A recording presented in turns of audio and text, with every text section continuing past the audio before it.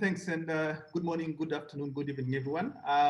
Today I'll be speaking about the Livestock for Health study, which is a collaborative study between the institutions whose logos are on that slide. And its main aim is to test whether the intervention of providing livestock feed during critical dry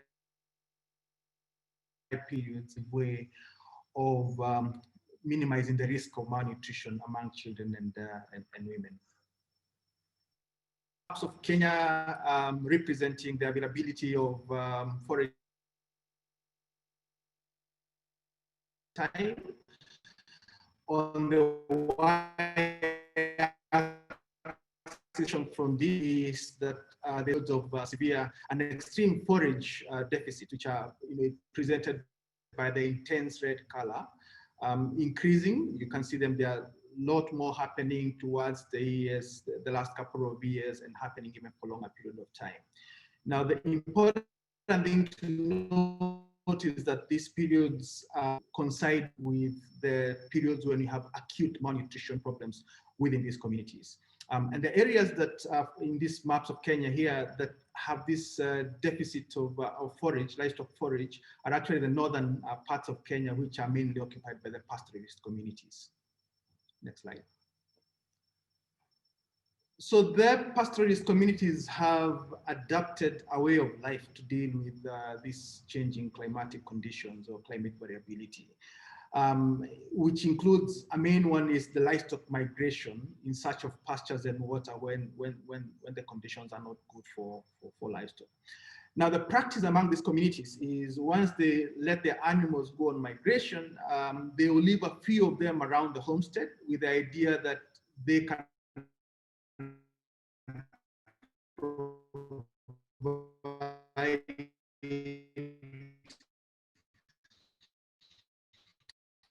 milk, at least right, sometimes nutrition, because we have a lot of children. Thumbi, what I'm going to suggest is that we go on to Mokhtar, and then we can come back to you once we fix your audio issues. We're now going to go back to Thumbi, and hopefully we've been able to resolve the audio issues. Thumbi, I'm going to ask you not to use your video and to start on your third slide with the trial design. Over to you. Right, so I was mentioning that the practice among these pastoralist communities is to leave a few milking animals around the homestead when the rest of the herd migrates. And this allows for continued supply of milk to the family, particularly to children and women who are often left behind when migration takes place.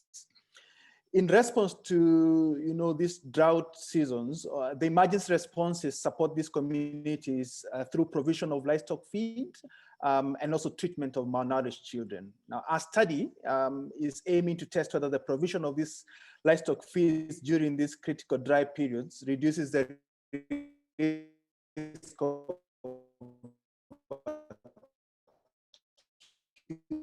malnutrition in children and mothers, and whether this arm that receives livestock feed, another that receives livestock feed and nutritional counseling, and another arm that is a comparator arm, which we call a control arm. All the arms, including the control arm, receive dewormers as a good way of providing an incentive and benefit for all the participants. In total, we are following 1800 households. Each household has a child at least below 5 years and a mother. And each household is visited every 6 weeks, and we collect data on milk production, dietary intakes, and other formative measures to have a good measure of nutritional status, in addition to other socioeconomic data. Next slide. So the way that we provide livestock feed is each family provides at least 2 tropical livestock units, which is equivalent to either 2 cows or 2 camels, a combination of animals as shown on that slide. And we provide sufficient feed to last them for 90 days, which is the dry period when we want to observe whether this has an effect. On the next slide, Before rolling out the intervention trial, we used participatory epidemiology methods to obtain community perspectives regarding the livelihood strategies that these communities employ and factors that are associated with malnutrition in children and also in women, and their perspectives on how to reduce malnutrition. Now, from that work on the next slide, we have a report on seasonality of malnutrition that captures these community perspectives. And the main take-home message really is that animal source foods play a critical role in the nutrition of these communities, and that the observed peaks of undernutrition are synchronized with dry seasons, and important underlying factors include economic status of households, social issues, and humanities. On the next slide, we obtained information regarding the drivers of malnutrition in children.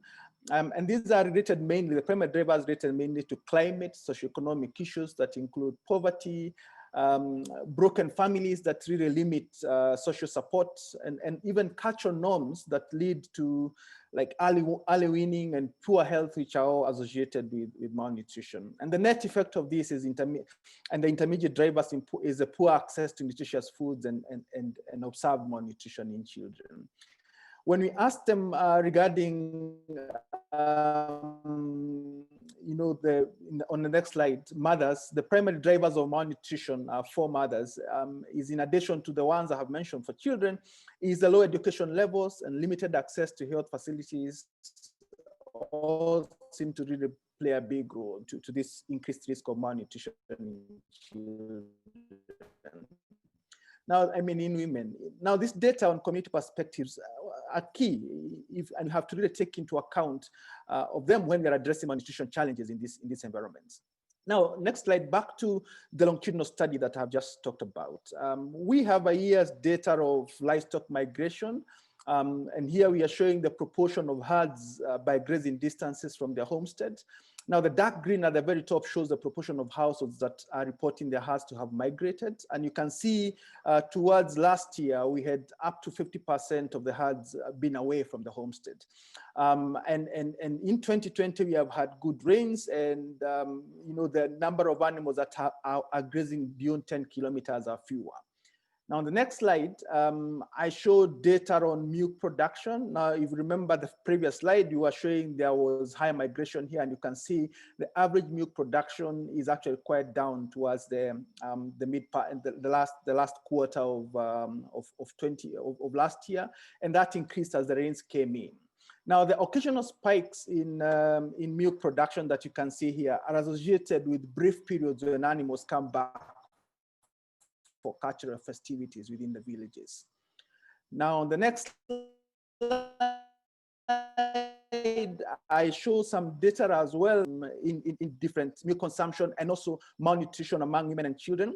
So here, what you see on the left is milk consumption for children, and what you see on the right here is milk consumption for women. And you can see there's a bit more consistency among children compared to the women, showing clearly that there is a prioritization of children to receive milk whenever they don't have enough.